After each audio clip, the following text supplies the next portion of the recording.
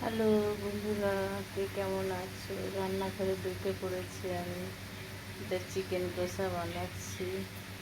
আমি তো কথা আসতেই বলি, বন্ধুদের সঙ্গে অনেক দিন কথা হয় না।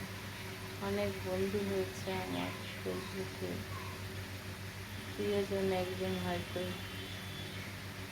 দেখো কি রান্না করছি, মাংসটা কী করে রান্না করছি দেখতে থাকো। মাংস, দই, লঙ্কা, জিরে পাউডার, আদা পাউডার সবই দিয়ে দিয়েছি। এখানে আদা রসুন বাটা একটু চিনি দেবো কষা বলে।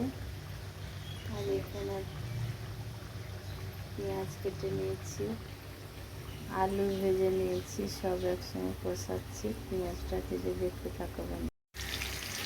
পেঁয়াজটা দিয়েছি, পেঁয়াজের উপরে একটু চিড়ে দিয়েছি কালার হবে বলে। পেঁয়াজটা লাল করে ভেজে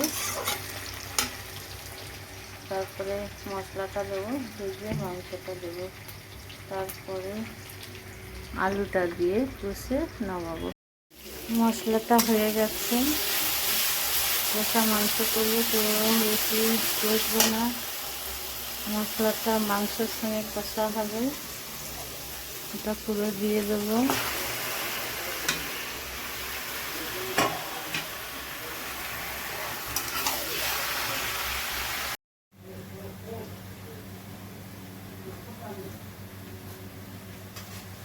পেঁয়াজ ভাজা হয়ে গেছে। এখন মশলাটা দেব, পেঁয়াজ আদা রসুন বাটা,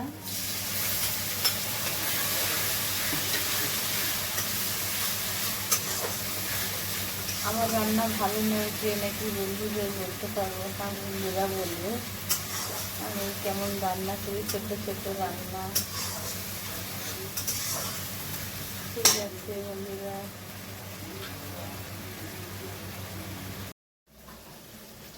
খুব গরম রান্নাঘরে।